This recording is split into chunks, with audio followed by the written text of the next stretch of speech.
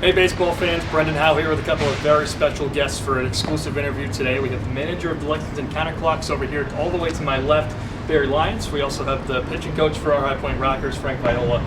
You may be wondering why we have these two gathered here today, and if you're not familiar with baseball history, these two's career crossed paths in 1990 with the New York Mets. Guys, wanted to thank you so much for joining us, and I wanted to ask you a little bit about that season, kind of what you both remember. Barry, I'll start with you. What you remember from that season with the Mets? Well, I was fortunate to be the opening day catcher after being a backup to a Hall of Famer, Gary Carter, for several years. But Frank came over at the trade deadline in '89, actually, and I was fortunate to catch him a few times the last part of that season, and we had some success. But early going into 1990, Frank was a tremendous pitcher, already had a Cy Young Award in his pocket and 2 World Series championships when we got him. So obviously we were thrilled to have him on our staff with the great pitchers that we already had. But he was a joy to catch, a guy that could pinpoint all of his pitches, but his changeup was exceptional. And Frank, kind of, as Barry just mentioned, you were traded over to the Mets as part of the trade deadline in 1989. Going into 1990, and the relationships you had formed in the back end of the '89 season, kind of how are you prepared for that 1990 campaign with the Mets? Well, actually, it was abbreviated. 1990 spring training was a little after because we had strike lockout situations. We had a work stoppage. So we had a very delayed spring training. I think we only had like 10 days or 2 weeks or something like that to get ready for the season. We missed a couple of games that we had to make up later on, but as when the season started, a lot of us were not 100% ready to go. But fortunately, myself and the other guys in the staff, the Doc Goodens and David Combs and stuff, we had been throwing, so we were okay. But Davey Johnson put Barry behind the plate, opening at 90 for me and with me, and we just clicked. He made bench in about '89. A couple starts in '89, we had a couple really good games. And truth be told, Gary Carter, God bless him, a great Hall of Famer and stuff. But I had a very tough time pitching to him because he did not get down low in the crouch, and I like working down the knee level. And from that point on, he had a high catch zone, so I had trouble really pitching to him. So when he retired, it was like, thank God, but Barry came along. I got 7 starts with Barry to start the season, and after 7 starts, we were 7-0 with a 0.87 ERA. So you talk about a guy who knew me and learned me real quick. There was nobody, we joke about, well, I'll let him share this, but he was one of the top 4 catchers, top 4 that I ever had to throw to. I wish it was for a longer period, I really do, because I think that we really could have made great things happen. But I was very fortunate for the time that we had together, that we were very successful together. You led me into my next question there, Frank. I was going to say that Barry caught your first 7 starts of that 1990 season. All of them were wins for the Mets and you. And kind of what made your chemistry so special? Well, as I said earlier, he could pinpoint every pitch. I mean, for me as a catcher, I grew up and learned and became an experienced receiver. It's more than just being a catcher, as he mentioned about Gary and some of the issues with him, and they were very real. And a lot of guys wanted to throw to me or throw to other guys that gave a better target, that moved and stayed low in the zone. And my first priority was helping my pitcher be successful. Gary's, not that he didn't want his pitcher to be successful, but he was a marquee player. His offense was really more prevalent than his defense. He did throw guys out, but there was a running joke, if you will, around the league that Gary liked to put down the number 1 so he could throw guys out, and he didn't really call the game in a way that a lot of pitchers would like for him to have done so. But taking nothing from him, Hall of Fame guy. But no, Frank was a guy that, as you said, we clicked right away. I was fortunate to catch him his first start when he came over, and there's a funny story with the trade deadline deal that night maybe we can get into as well.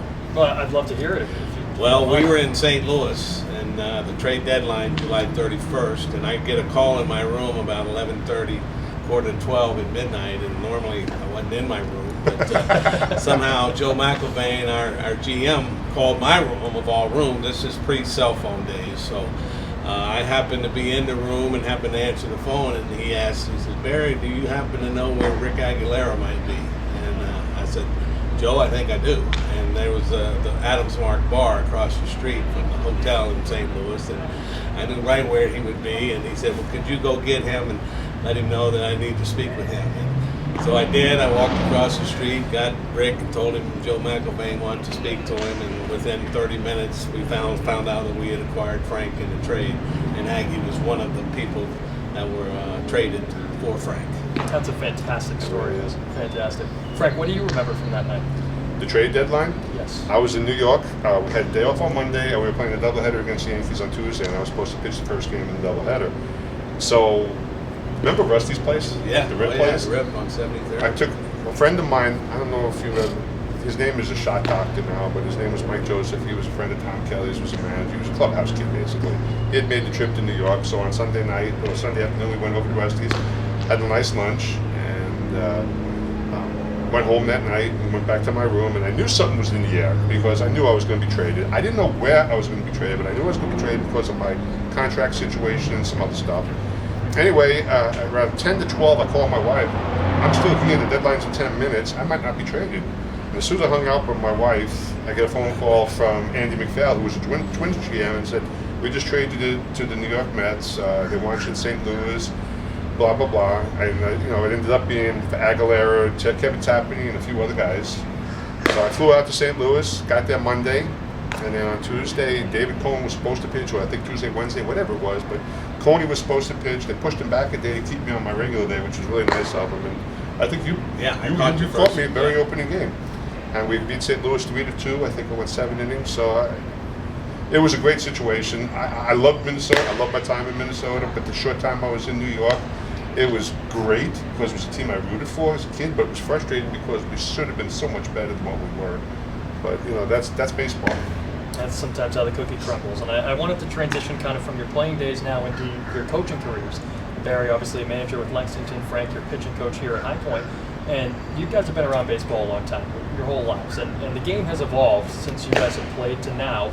And as you guys have become coaches, how have you seen that game change and evolve, and what do you look for in players nowadays? Well, it's certainly changed for the better. I don't know about that. There are certainly some things that maybe have advanced and are for the betterment of baseball, but most of them, I think, are not so. And it's unfortunate, but the game is different. Obviously, times change and things change, but there's nothing wrong with baseball, in my opinion. But having said all that, it is a different game. The emphasis on data and analytics and on computer printouts and spin rates and launch angles, it's too much for me.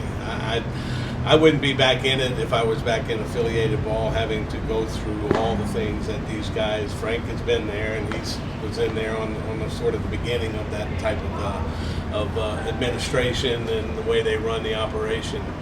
I've been in the game ever since I got out, but more from a broadcasting, more from a community standards role with the hometown team in my hometown that I was instrumental in bringing. But an opportunity came to get back in to manage, and Frank was one of the first guys that reached out to me and welcomed me into the league and back to managing and being on the field, and I've enjoyed that. There have been days, like in anything, that you struggle and you wonder what you're doing, but I know this is where I belong. I enjoy it. We've got a good group of guys. We're taking our lumps here and there, and guys like Frank and their club here, your club here is outstanding, and certainly off to a great first half. But I'm enjoying it, and it's a different mindset in the game these days. And the strikeouts, as a hitter, I hated to strike out, and I was going to do anything I could to put the ball in play, and that's one of the many differences that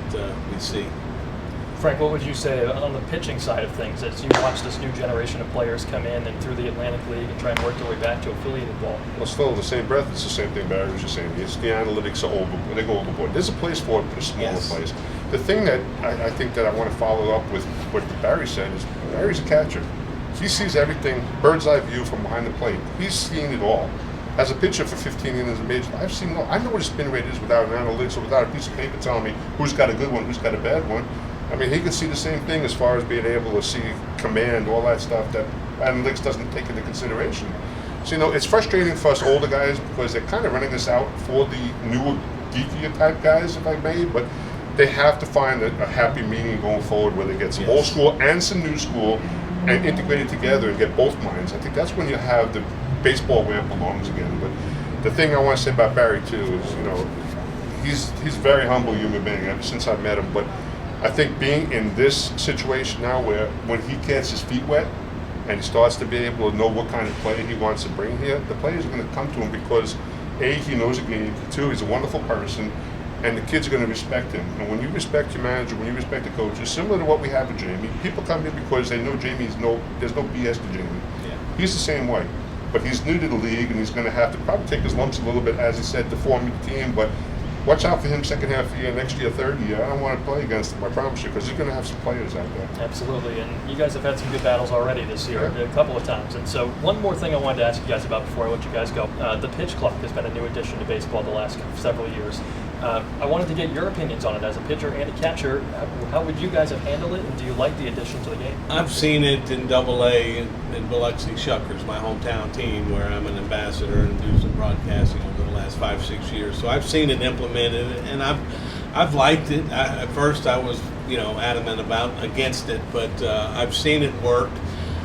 When you pay less attention to it, just go about your business, then it really doesn't come into play. I mean, there was never an issue over the years with the time of the game. I mean, we've had many 2-hour games in our day, and it was nothing. They just seem to be creating all these rules to make the game what it once was, instead of letting the game work itself out. And there's a lot of things being done out of necessity in their minds, but in my mind, it's overkill. It's not helpful. But the pitch clock, I mean, I like to keep the game going. As a catcher, that was my job for my pitchers, and as a manager, that's my job to get guys on and off the field, get guys in and out of the dugout, get guys, ready to pitch, ready to play. And obviously, a guy that works fast, he's going to have his defense behind him on razor's edge and ready for the action. The guys that take forever, they are a problem. But the pitch clock is not the answer. But it's there, so I don't have a problem with it. It does help. And I agree. I think maybe if you really want to get to a specific point, I think maybe a few seconds added on, especially with men on base, might help a little bit, because the last thing you want a pitcher to do is not think through what his next pitch is. When it was Barry and I, and we were really on his own, I let him call the game. So my game flew because I was taking every sign he put down and was throwing it because I trusted him. In this day and age, a lot of pitchers don't trust their catchers. They have little situations, so they have to think out there. And that takes a couple, 3 seconds, 4 seconds, maybe a little bit more on the shot clock. But overall, as long as you get the game moving, I'm okay with it. Yeah, I think 20 seconds should be a minimum. Yeah. There's no need to rush guys in 15 seconds. I mean, they're going to get the ball and they're going to go, and they know there's a time limit. But I think it's too short, 15. I think it should be universal, maybe 24 seconds. Perfect. Like a basketball, like an NBA shot clock. There we go. 24-second clock. It eliminates the rush in there, but it also keeps the flow going. Love that idea. Barry, to steal your words, I'm sure there's a happy medium somewhere. There is. We hope that we find it sooner rather than later. But thank you both for your time. This has been spectacular. We really appreciate you, Barry, joining us from across the field, and my honor being here with Frank and I. So good seeing you love again, you, brother. You too. All right. Thank you, Brendan. yeah, of course.